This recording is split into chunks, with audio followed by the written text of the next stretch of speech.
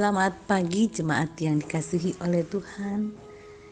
Kita patut mengucap syukur atas kasih setia dan penyertaan Tuhan kepada kita di pagi hari ini untuk terus menikmati dan mensyukuri hari baru karunia Tuhan untuk kita beraktivitas. Hari ini Senin 31 Januari 2022, kita akan bersama-sama mendengarkan firman Tuhan. Sebelum itu mari kita berdoa. Syukur kami panjatkan kepadamu Tuhan, terima kasih betapa besar kasih sayang Tuhan yang selalu bersama dengan kami. Pada pagi hari ini kami telah menyiapkan hati pikiran kami untuk mendengarkan firman-Mu. Bersabdalah ya Tuhan, kami telah siap untuk mendengarkannya. Di dalam nama Tuhan Yesus kami berdoa. Amin. Firman Tuhan yang akan kita baca pada pagi hari ini terambil dari 1 Korintus pasal 14 ayat 18 sampai 25. Aku mengucap syukur kepada Allah bahwa aku berkata-kata dengan bahasa roh lebih daripada kamu semua. Tetapi dalam pertemuan jemaat, aku lebih suka mengucapkan 5 kata yang dapat dimengerti untuk mengajar orang lain juga daripada beribu-ribu kata dengan bahasa roh. Saudara-saudara, janganlah sama seperti anak-anak dalam pemikiranmu. Jadilah anak-anak dalam kejahatan, tetapi orang dewasa dalam pemikiranmu. Dalam hukum Taurat ada tertulis, oleh orang-orang yang mempunyai bahasa lain dan oleh mulut orang-orang asing aku akan berbicara kepada bangsa ini.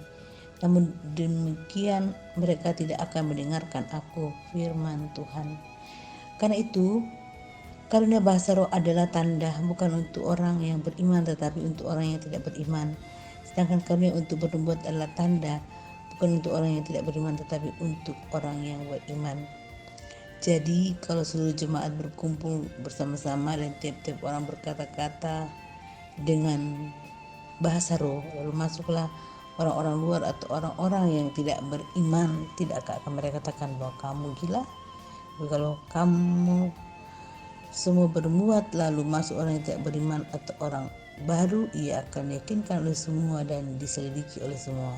Segala rahasia yang terkandung di dalam hatinya akan menjadi nyata, sehingga ia akan sulit menyembah Allah dan mengaku sungguh Allah ada di tengah-tengah kamu.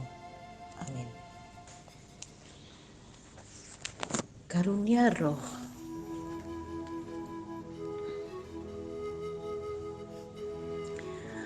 Karunia roh itu bermacam-macam jenisnya yang dianugerahkan Allah kepada setiap orang percaya.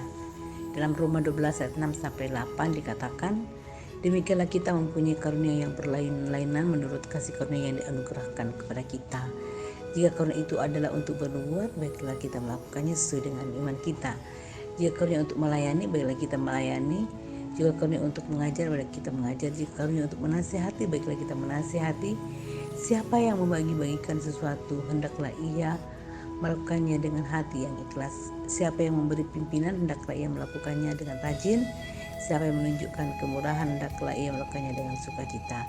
Karunia inilah yang sepatutnya dikerjakan, dinyatakan dalam kasih yang berakar kepada kehendak Allah, sehingga berguna bagi diri kita dan bagi orang lain.